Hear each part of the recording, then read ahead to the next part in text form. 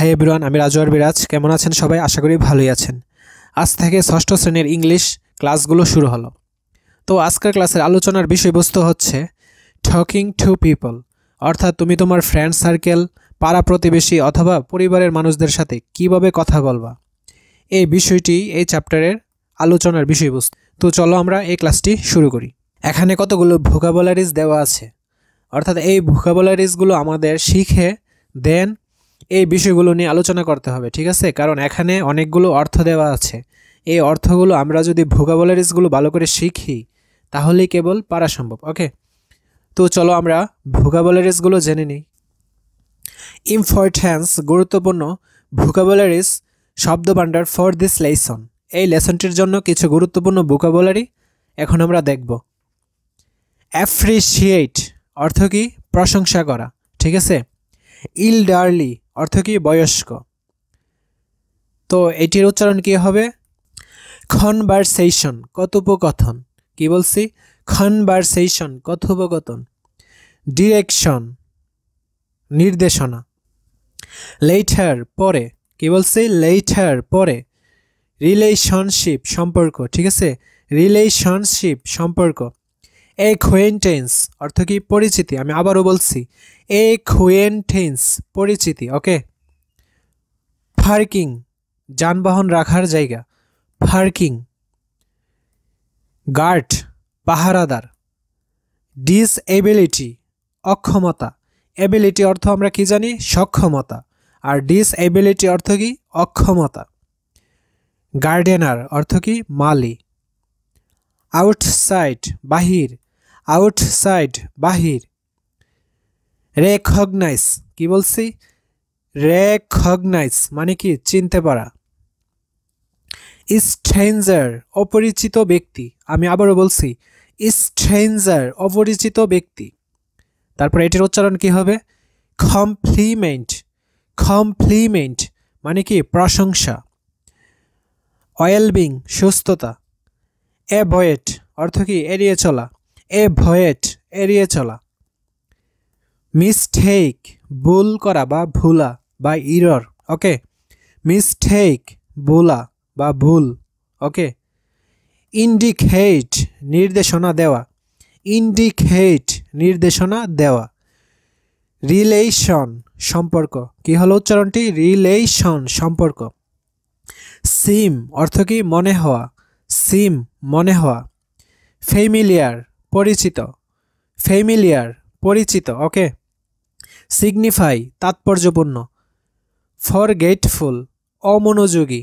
Forgetful অর্থ কি? অমনোযোগী। নার্সারি, যেখানে ফুল ফলের চারা পাওয়া যায়।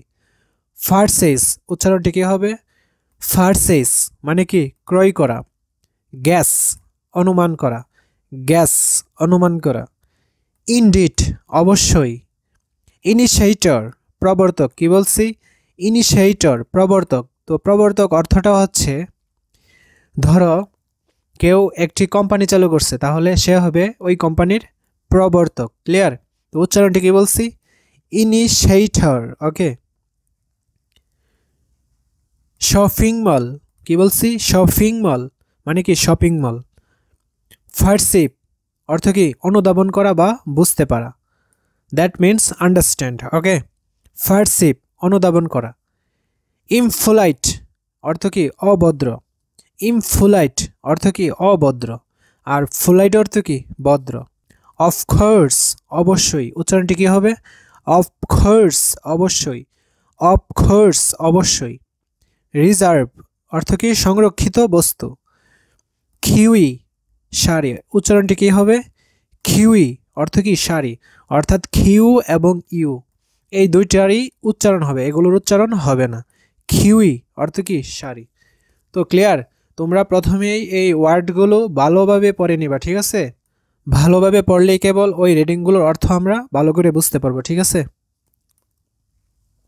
এখন আমরা 1.1 দেখব। তারা কি বলছে? আস্ক অ্যান্ড অ্যান্সার, প্রশ্ন করো এবং উত্তর দাও। দ্য ফলোয়িং কোয়েশ্চেন্স, নিচের প্রশ্নগুলো। উইথ মানে সাথে। ইউর ফ্রেন্ডস, তোমার বন্ধুদের সাথে কি করো? প্রশ্ন করো এবং প্রশ্নগুলোর কি দাও? উত্তর দাও, ঠিক আছে? তো এখন দেখি কি প্রশ্ন করছে। হাউ মেনি মানে কতজন, মেম্বার্স সদস্য, ডু ইউ হ্যাভ আছে, ইন ইউর ফ্যামিলি তোমার পরিবারে। ঠিক আছে, আমরা প্রথমে প্রশ্নগুলোর অর্থ জেনে নিই, তারপর আমি পরে আনসারটি তোমাদের দিয়ে দিচ্ছি। ডিসক্রাইব বর্ণনা করো। দেখো এই ডিসক্রাইবের অর্থটা কিন্তু আমরা ভোকাবুলারিতে পাইনি, ঠিক আছে। তো এখন আমরা শব্দটি জেনে নিলাম। ডিসক্রাইব মানে কি বর্ণনা করো। ইউর রিলেশনশিপস তোমার সম্পর্ক, এই রিলেশনশিপটা কিন্তু আমরা জেনেছি, ঠিক আছে। তোমার সম্পর্কটা কি করো, ডিসক্রাইব করো। উইথ দেম, দেম মানে তাদের, উইথ মানে কি সাথে, অর্থাৎ তাদের সাথে তোমার সম্পর্কটা কী রকম সেটা বর্ণনা করার জন্য বলছে। তৃতীয় প্রশ্নটা বলছে do you talk to your parents, তুমি তোমার পিতামাতার সাথে কথা বলো ইন দ্য সেম ওয়ে একইভাবে, অ্যাস যেমনটা, you talk to your grandparents তুমি তোমার দাদা দাদির সাথে কথা বলো, ঠিক আছে। তো এই অংশটুকুর আনসার আমরা দেখে নিই। তো এখানে বলছিল how many members do you have in your family, তোমার পরিবারে কতজন সদস্য আছে। এর আনসারটি হবে there are 6 members in my family, আমার পরিবারে 6 জন সদস্য আছে, ঠিক আছে। তারপর দ্বিতীয় প্রশ্নটি ডিসক্রাইব বর্ণনা করো ইউর রিলেশনশিপস উইথ দ্যাম, অর্থাৎ তাদের সাথে তোমার সম্পর্ক কি করো, বর্ণনা করো। তো এর আনসারটুকু আমি কীভাবে লিখেছি, my relationship with them very good, আমার সম্পর্ক তাদের সাথে কি খুব ভালো। I am the youngest in the family, আমি পরিবারের সবার কি ছোট। দ্যাটস হোয়াই, এই জন্যে। দে লাভ মি, তারা ভালোবাসে আমাকে। ভেরি মাচ, খুবই। স্পেশালি, বিশেষভাবে। আই পাস মোর টাইম, আমি অতিক্রম করি আমার সময়গুলা উইথ মাই গ্র্যান্ড প্যারেন্টস, আমার দাদা দাদির সাথে। হোয়েন, যখন। আই অ্যাম অ্যাট হোম, আমি বাড়িতে থাকি। অন মাই অফ ডেইস, ছুটির দিনগুলোতে, ঠিক আছে। 3 নম্বর প্রশ্নে বলা হয়েছিল do you talk to your parents in the same way as you talk to your grandparents, তুমি তোমার পিতামাতার সাথে যেভাবে কথা বলো একই রকমভাবে কি তুমি তোমার দাদা দাদির সাথেও কথা বলো। তো এর আনসারটি হচ্ছে ইয়েস, অবশ্যই। তো তোমাদের বলে রাখি তুমি এই আনসারগুলো তোমাদের মতো করেও দিতে পারো, ঠিক আছে। তো এই আনসারগুলো আমি আমার মতো সাধারণত দিয়েছি। I talk to my parents in the same way as I talk to my grand parents, আমি আমার বাবা মায়ের সাথে ঠিক যেভাবে কথা বলি সেভাবেই আমি আমার দাদা দাদির সাথেও কী করি, কথা বলি। I always talk to my grand parents, আমি সবসময় দাদা দাদির সাথে কথা বলি অ্যাবাউট ডিফারেন্ট থিংস, বিভিন্ন বিষয় নিয়ে, ওকে।